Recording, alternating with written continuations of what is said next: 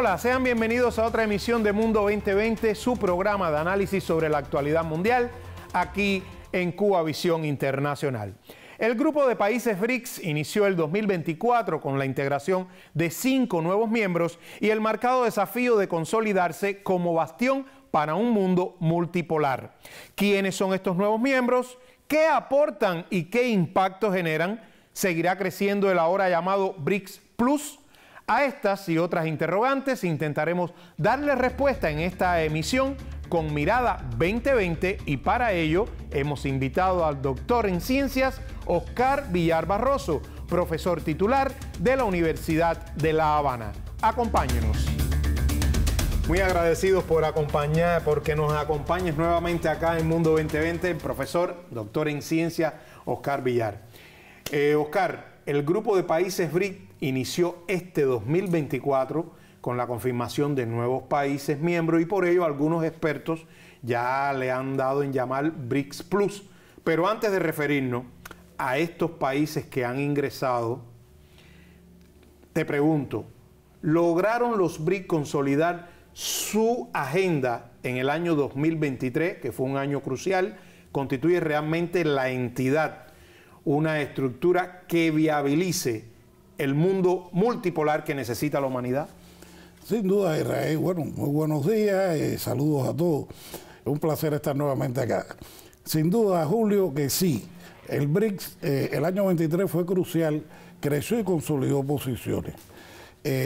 Consolidó posiciones a partir de que estamos en presencia de un reajuste, de un reacomodo de todo el sistema mundial, donde los países hegemónicos están perdiendo hegemonía, sobre todo Estados Unidos y Gran Bretaña, que son los países líderes.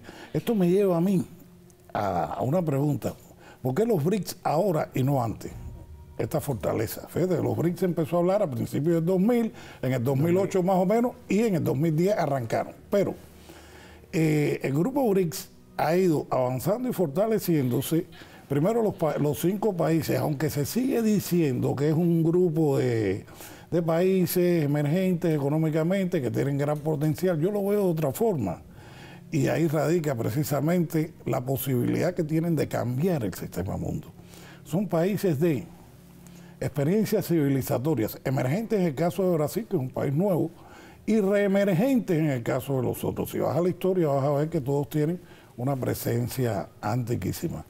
Eso es muy importante, porque tienen esa experiencia civilizatoria, tienen detrás un bagaje cultural que no se puede diseñar. Y otro elemento es que los BRICS han seguido avanzando en el proceso cardinal que le da el golpe de gracia al sistema mundial actual, que tiene que ver con la desdolarización.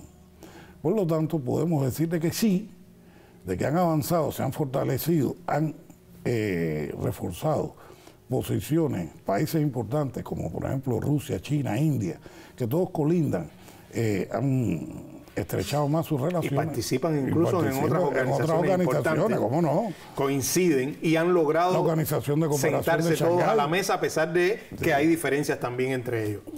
Pero ahora sí vamos a hablar ya de los nuevos miembros, profesor. ¿Qué países son?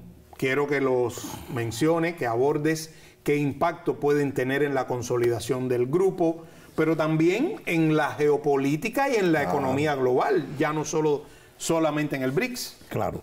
Bueno, tenemos como nuevos miembros ya a partir de enero de este año 24 a Irán, Etiopía, Arabia Saudita, los Emiratos Árabes Unidos, y bueno, debía haber entrado Argentina. Pero con toda honestidad, de los que entraron, ¿quiénes te han impactado a ti como especialista, como experto? No que te hayan sorprendido, pero sí que te han impactado, que ya están miembros efectivos del grupo BRICS. Bueno, mira, a ver, Irán también forma parte de la Organización de Cooperación de Shanghái, tiene relaciones muy estrechas con Rusia y las ha ido fortaleciendo con China y con los demás.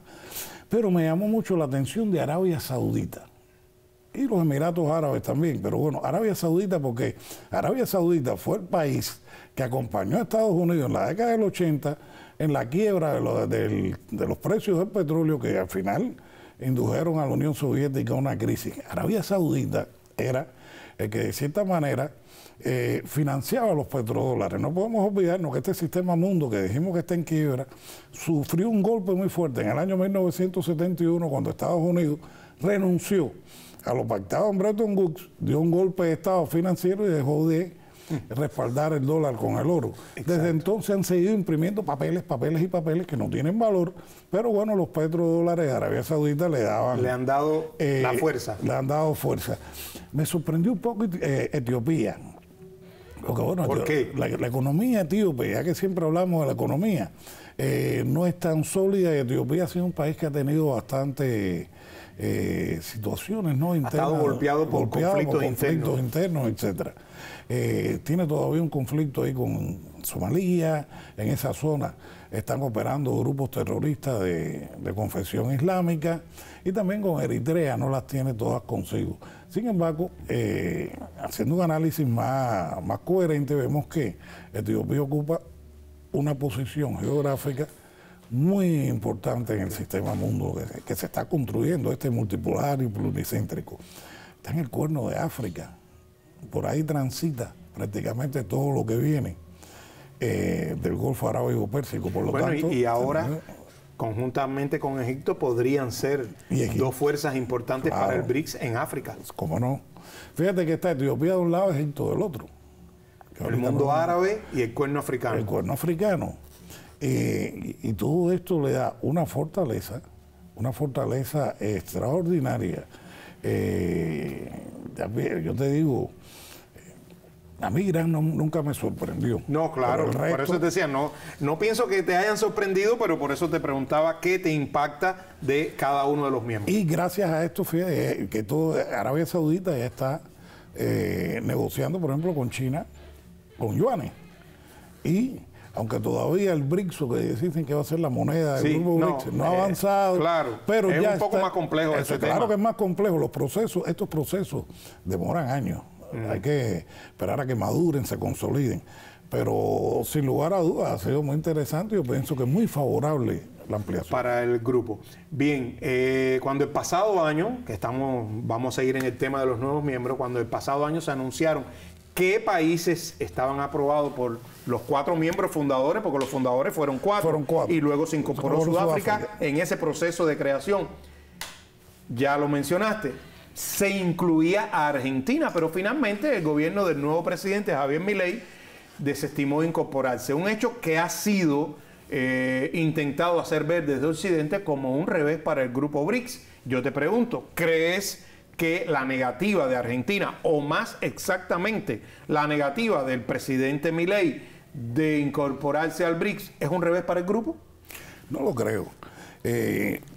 Personalmente yo veo la elección de Milei como presidente de Argentina más como un accidente político muy argentino que como una tendencia.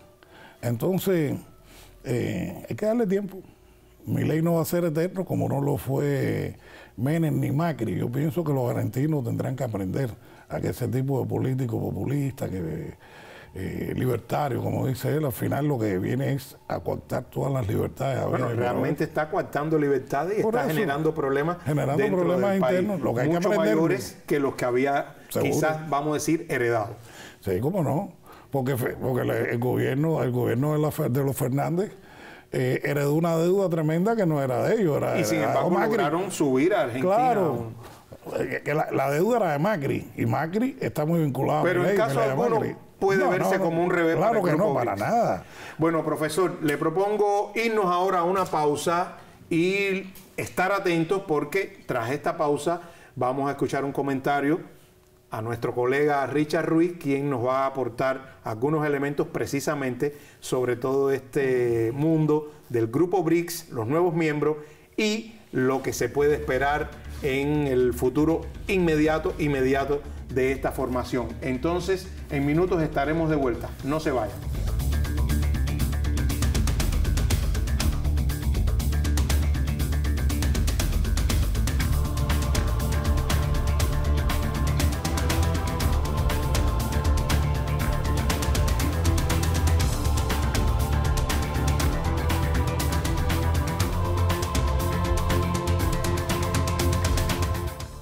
Un saludo a todos los amigos de Mundo 2020. El crecimiento de los BRICS es el tema que ocupa hoy en nuestro programa. Y criterios favorables y polémicas rondan en los medios sobre el grupo que integran Brasil, Rusia, India, China, Sudáfrica y desde enero de este año Egipto, Etiopía, Irán, Arabia Saudita y Emiratos Árabes Unidos. Veamos entonces dos posturas contrapuestas sobre los BRICS. Por ejemplo, el analista José Oro plantea en su artículo "El futuro son los BRICS, la multipolaridad cooperativa eclipsará a la unipolaridad imperial", que el bloque constituye un eje global de dimensiones cada vez más amplias, cuyos efectos políticos y económicos se harán sentir con mayor fuerza en las próximas décadas y, por supuesto, a medida que se consolide una nueva geopolítica multipolar capaz de balancear el poder presuntamente omnímodo de los Estados Unidos. Según Oro, en el contexto actual, la fortaleza de esta alianza radica especialmente en la sociedad establecida entre China como primera economía comercial a nivel mundial y Rusia como principal proveedor de energía, ambas también grandes potencias militares. Sin embargo, en un material de opinión escrito por CNN o escrito para ese medio específicamente por Jorge Castañeda bajo el título "Los BRICS se están expandiendo, ¿qué puede significar para las naciones en África, Asia y América Latina?", se esgrime que China no es parte del llamado sur global, de lo cual se jactan los BRICS de ser representantes. Así lo plantea Castañeda, ni en el sentido geográfico ni en el económico tampoco. Y dice más: en realidad, antes de la inclusión de países cercanos estratégicamente a China o de Rusia, como es el caso de Arabia Saudita o Irán, el BRICS ya era mucho más un grupo de países cercanos a Beijing que un embrión de naciones no alineadas entre Estados Unidos y China. La visión occidental de Castañeda lo deja ver de la siguiente manera: los BRICS no eran antes ni lo serán menos ahora una asociación del sur global, ni de un no alineamiento activo, moderno y actualizado. Son un conglomerado variopinto de diversos regímenes autoritarios más o menos cercanos a China y con escasas perspectivas de realizar sus ambiciosas metas. ¿Es acaso este segundo enfoque una manera abierta o solapada de crear estigmas que más tarde o más temprano vayan desacreditando la valía de este tipo de alianzas desde el sur? Por otra parte, según los principales o los principios de la organización, uno de los principales proyectos de los BRICS apunta a obtener la desdolarización como medida soberana y de salvaguarda de los vitales recursos productivos frente a la hegemonía de Washington y su permanente política de asedio económico. En lo que el analista José Oro habla de signos de desgaste y descontrol en torno a la creciente debilidad del dólar, una inflación amenazante y sustentada en la emisión monetaria y un déficit fiscal que en 2022 se calculó en más de $1.000 billones, eso según los datos de la propia Oficina Presupuestaria del Congreso de los Estados Unidos.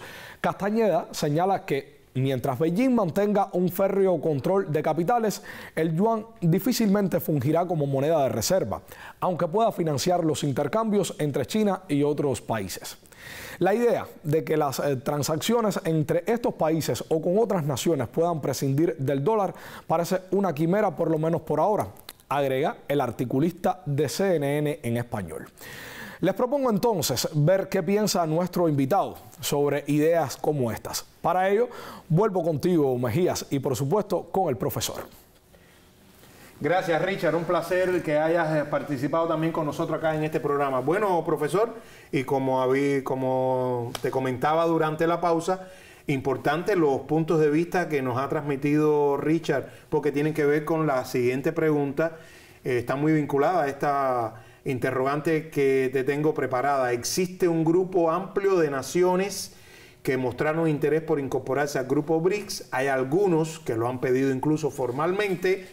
Digamos, están Argelia, Indonesia, Venezuela, Kazajstán, Belarus, Tailandia, Vietnam, Nigeria, Bangladesh, Bolivia. Puede que se me haya quedado alguno. ¿Crees que seguirá ampliándose este grupo plus en un periodo de tiempo inmediato o mediato? En su opinión, ¿cuáles podrán ser los próximos, digamos, los más cercanos a integrarse? Tiene que ver realmente con ese menosprecio que hay desde Occidente, que Richard nos traía el punto de vista de uno de uno de los medios que precisamente ha tratado de minimizar este crecimiento de los BRICS? Sin lugar a dudas que ese desprecio demuestra preocupación. Vamos a empezar por ahí. Sí, de acuerdo, todos estos países, 24 países. Hay 24 en total, sí, aspirando. Aspirando. Te faltó decir que uno de los que pudiera estar ingresando es Cuba. Bueno, no quise empezar por nosotros, quise mencionar. Y también Honduras. O sea que de América Latina pudiéramos tener a Venezuela, Bolivia, Nicaragua, incluso puede que hasta México en algún momento puede que esté interesado, pero Honduras y Cuba. Yo pienso que, bueno, Bielorrusia y Kazajstán son los más cercanos. Son los más cercanos por cuestiones obvias. Son países que participan en Shanghái, en la Unión Económica Europea, o sea que están muy vinculados a Rusia. Económica Euroasiática. Ay, disculpa. Unión Económica Euroasiática y están muy cercanos también a China. Tienen muy buenas relaciones, sobre todo los kazajos. Tailandia, Vietnam, Bangladesh, sí, porque Indonesia. Estos países de la ASEAN han tenido un acercamiento bastante importante tanto a Rusia como a la India y han mejorado sus relaciones con China. Claro. Fíjate, no es casual que ataquen a China. Como que China no es parte del sur global. China siempre se ha reconocido, es decir, a pesar de que hoy en día ha alcanzado un desarrollo, a mi modo de ver, ya es la primera potencia económica. Porque además la economía de China y de estos países BRICS es economía real, no es economía. Pero ¿sabes qué, profesor? Que yo recuerdo precisamente sobre el tema de China, que la profesora, la doctora Gladys Hernández, nos explicaba precisamente acá en nuestro programa en una ocasión que a pesar de que es ya prácticamente la mayor potencia económica del planeta, no deja de ser precisamente del sur global, porque toda su infraestructura partió a partir de una base que es subdesarrollada y que todavía tiene extensas regiones del país en una situación bien complicada, que precisamente es lo que más está tratando de hacer. El Tíbet, Xinjiang, son regiones. Exactamente. Pero los chinos nunca han dejado de reconocerse como parte del sur global. Fíjate que participan en el grupo de los 77, más China, y ellos se consideran, a pesar de los pesares, un país en vías de desarrollo. Sin embargo, por eso tú ves estos ataques. Yo pienso que es desacertado, ¿no? Y ahora que Rusia tiene la presidencia, digamos, durante este año, ¿está usted convencido entonces que vamos a tener a final de año nuevas propuestas de ingreso? Claro que vamos a tener nuevas propuestas de ingreso. Y Rusia le va a insuflar mucha energía al BRICS, porque además lo necesita. Como va a encabezar este grupo durante el año 2024 y va a organizar además la próxima cumbre, ha precisado 4 puntos clave en la agenda de trabajo, no solo de la cumbre, sino del año completo. ¿Del grupo? Del grupo. Y 3 de ellos muy vinculados a algo que ya usted lo mencionó en la primera respuesta que nos dio, y es el tema económico, financiero, los pagos en monedas propias, sin predominio del dólar, las tecnologías financieras que deben tener compatibilidad para poder seguir creciendo desde el punto de vista interno del grupo, y también cómo automatizar todos esos sistemas de identificación de manera transfronteriza, o sea, que no quede solo dentro de las economías nacionales. Robustecer, por supuesto, la seguridad de esas operaciones financieras. ¿Consideras que esa prioridad de Rusia está bien justificada en cuanto a esos temas de la agenda para el 2024 y que, digamos, puede contribuir a la seguridad financiera del resto de los países del BRICS? Claro que sí. Mira, Rusia está muy interesada desde que se dieron cuenta de que no iban a ser parte del occidente colectivo, como dicen ellos, de cambiar las reglas de este mundo basado en reglas. En reglas. ¿Por qué? Porque fíjate, todo esto que está proponiendo Rusia está orientado a romper con los mecanismos de dominación hegemónicos que ha impuesto Occidente durante más de 500 años al planeta. Fíjate, estamos hablando de mundo multipolar y pluricéntrico. Estamos hablando de una arquitectura económica donde la canasta de monedas sea variada, pero también donde no haya una dictadura como la que existe hoy, de la dictadura del dólar. Ya te dije, del 71 para acá, lo que hacen es imprimir papeles que no tienen detrás ningún valor. El mundo está legitimando esos papeles y el dólar está actuando como una aspiradora de la riqueza global a partir de ese orden. Tanto Rusia, China, como muchos de estos países están tratando de romper ese orden, porque al final es un gran desorden, que no los beneficia, que los está explotando. Es una forma de explotación. Y sí, ellos están utilizando mucho, por ejemplo, los elementos de la inteligencia artificial para fortalecer los mecanismos de seguridad. El sistema MIR de tarjeta de las tarjetas de la Federación de Rusia, que antes nada más funcionaba en algunos países del espacio postsoviético, ya hoy en día es válido en Cuba, en Venezuela, en otros países. En varias de las naciones del Golfo. Del Golfo también. De los estados del Golfo. En Turquía también. En Turquía también. Y se va a seguir ampliando y fortaleciendo. Turquía es un caso muy interesante. Sí, no lo hemos mencionado. No lo he querido mencionar, pero Turquía es asociado para el diálogo en la Organización de Cooperación de Shanghái. Y también tiene nexos muy cercanos con la Unión Económica Euroasiática. Claro, ahí están los países turcófonos. Kazajstán, Kirguistán, Uzbekistán, Turkmenistán y la región autónoma china de Xinjiang tienen el mismo origen etnocultural que los turcos. Uigur también. Sí, los uigures, que son los habitantes de Xinjiang. Dejé para la última interrogante el cuarto punto de la agenda que Rusia ya ha hecho pública para el trabajo de los BRICS durante este año 2024 y en particular para las sesiones de la conferencia cumbre que va a ser anfitriona precisamente, y es el custodio y cuidado del desarrollo sostenible y la adaptación de las economías al cambio climático. ¿Qué importancia tiene específicamente punto? Porque las autoridades rusas le están dando una relevancia bien elevada y además ya fue confirmada en la última cumbre en Sudáfrica la aprobación por parte de los miembros de que iba a ser tema clave también en la su inclusión en la agenda de los BRICS. Es el cuarto tema clave de la cumbre que organiza Rusia. Rusia, China, este grupo de países han entendido bien este problema. Este capitalismo globalizado de la corporatocracia transnacional está destrozando el planeta, es insostenible. Es insostenible. Y bueno, algunos países más, otros menos, han entendido de que hay que cambiar el estado de cosas. Fíjate que en los países del mundo basado en regla todavía, en Estados Unidos hay un Trump que es absolutamente negacionista. Y hay muchas, incluso en la academia, que es increíble.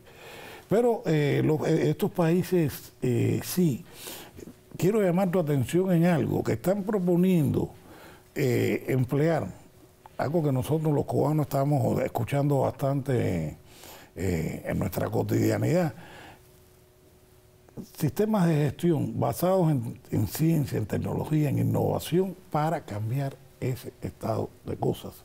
Buscar una economía limpia, sostenible, sustentable, abandonar el modelo depredador, consumista, porque ya no es sociedad de consumo, estamos en presencia de una sociedad consumista. Que ha perdido toda lógica, está desbocada a destrozarlo todo en aras de ganar papeles. Pero a diferencia de la explotación, profesor, precisamente de Occidente, que ha arrasado con el medio ambiente y todas las riquezas naturales del subglobal, la propuesta del BRICS es proteger precisamente el subglobal. Claro. Fíjate que en el subglobal, en el grupo BRICS está Brasil, pero también hay países de África, o sea, territorios que han sido muy agredidos y que además tienen como ecosistemas, ¿no? Tienen una importancia radical. Llamo tu atención ahorita, no sé si recuerdas, si mencioné Indonesia. Sí, la mencionó. Indonesia es uno de los países claves y punteros en el mundo en cuanto a la introducción de innovación. Y en el grupo BRICS se está hablando de eso. Rusia está cambiando mucho. Rusia está pensando también en eso. Lo está haciendo China. Fíjate, en la época soviética los soviéticos contaminaron bastante y le hicieron un daño a los ecosistemas. Pero se han percatado de que es tema clave y que fue un error. Y por eso lo han incluido en la agenda. Bueno, profesor, muchas gracias. Realmente muy interesante siempre contar con sus valoraciones acá en nuestro programa Mundo 20 y sobre todo en este que nos ocupa, el Grupo BRICS y sus nuevos miembros. Muy agradecido por contar con usted acá. En instantes volvemos con ustedes para despedir la emisión.